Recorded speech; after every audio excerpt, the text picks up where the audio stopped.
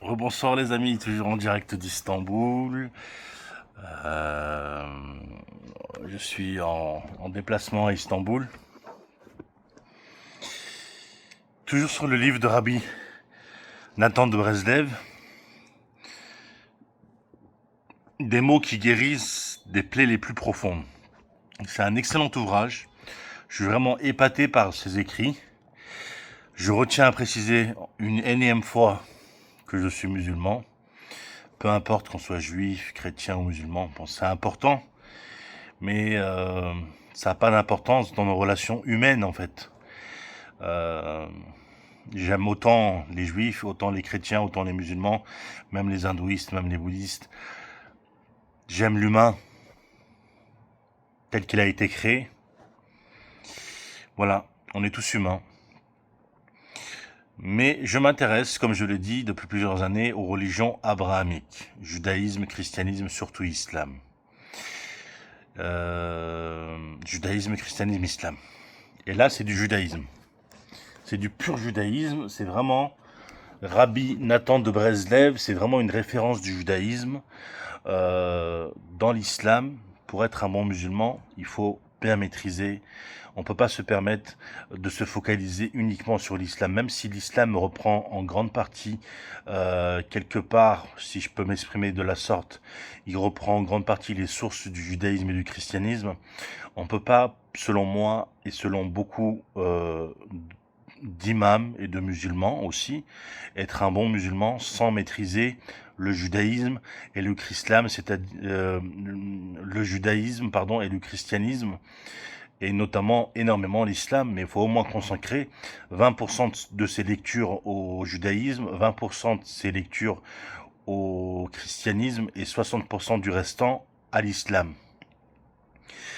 Parce que c'est comme ça. Donc lire la Torah, faut au moins avoir lu la Torah, faut au moins avoir lu la Bible, et faut au moins lire la littérature qui va en complément, c'est-à-dire ce genre de livre. Voilà. Donc maintenant, je vais vous lire le chapitre Le but final et éternel. Mes chers enfants, cette lettre vous est adressée par votre Père qui attend et espère se réjouir à votre sujet, quand vous aurez le mérite de réfléchir au but final et éternel. Autrement dit, je serai satisfait lorsque je verrai que vous faites preuve quotidiennement d'assiduité sur les bancs de la Torah et de la prière. En effet, en dehors de cela, tout est vide de sens, comme vous le savez déjà, mais je le répète, car il est nécessaire de ressasser cette vérité chaque jour et continuellement, car le temps passe vite et on peut même dire qu'il se précipite tel un torrent. D'ailleurs, sachez que partout où l'on arrive, quand on voyage, on entend la rumeur des cris et soupirs, bruyants et amers, provoqués par les calamités de ce monde qui atteignent tout un chacun sans exception. Et ce qui domine, ce sont les cris et clameurs pour se plaindre du manque de subsistance. On voit ainsi nettement combien est vraie l'affirmation de notre maître et guide de mémoire béni qui disait que si le sel faisait défaut, le monde ne pourrait supporter l'amertume qui lui est inhérente. Heureux l'homme qui prie chaque jour pour acquérir le mérite d'échapper à l'amertume de ce monde, car celui qui en est victime voit s'accomplir en lui les mots du verset « Je découvre qu'il y a plus amer que la mort ». Or, il s'agit bien ici de l'amertume liée au souci du gagne-pain et à la convoitise à l'égard de l'argent et des richesses.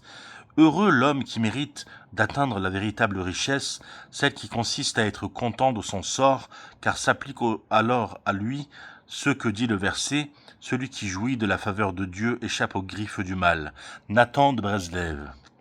Tous les travaux et toutes les affaires de ce monde, sans exception, n'ont pour finalité que le but ultime et éternel.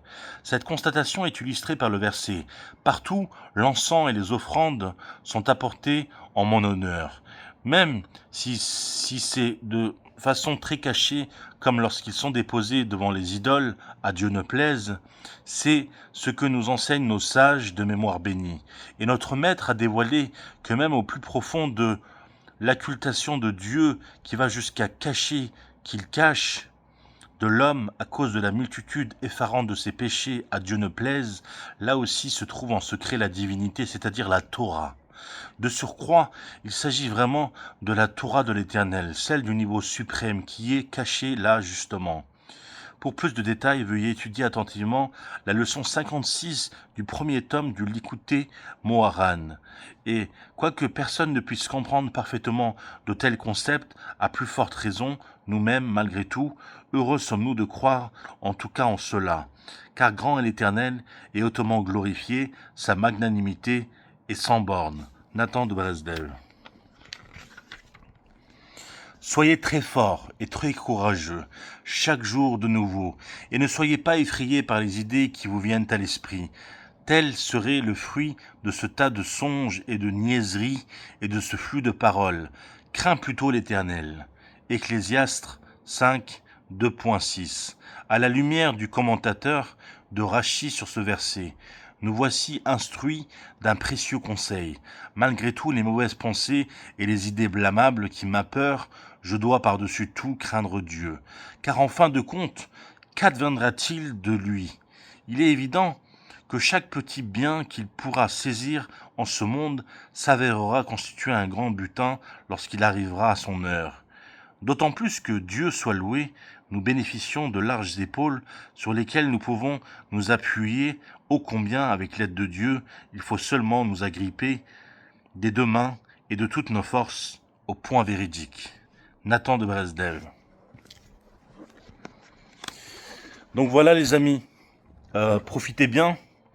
La France me manque, déjà, je suis là depuis jeudi, ce jeudi.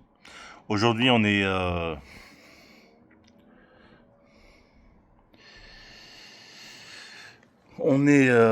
mardi, mais la France me manque déjà. Voilà.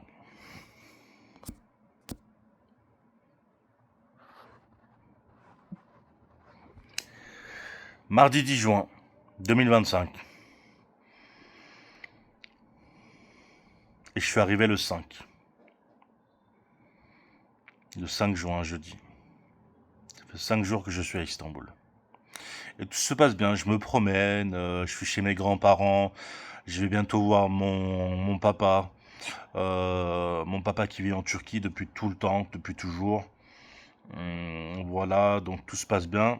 J'espère reprendre une activité concrète dans la comptabilité. Pourquoi pas monter un petit bureau à partir de septembre. Commencer les démarches dès que j'arrive à partir du 15 juillet. Et puis voilà, et puis reprendre une activité éventuellement. Voilà, le bureau c'est toujours un projet, mais un bureau, ça demande énormément d'implication, énormément de responsabilités. Il n'y a pas forcément d'heures. On peut travailler jusqu'à 19 heures. On peut commencer tôt le matin à 7 heures, à 6 heures. On doit s'occuper de dizaines de dossiers, 20, 30, jusqu'à 50 dossiers. Alors que travailler dans une seule entreprise, dans la même entreprise, dans une seule entreprise en tant que responsable administratif et financier, directeur comptable, chef comptable, c'est beaucoup plus valorisant, surtout quand on tombe dans la bonne entreprise. Quand on atterrit dans la bonne structure, dans la bonne entreprise, avec un salaire décent. Un salaire décent, c'est quoi? C'est 2500, 3500, 4500, jusqu'à 5000, voire plus.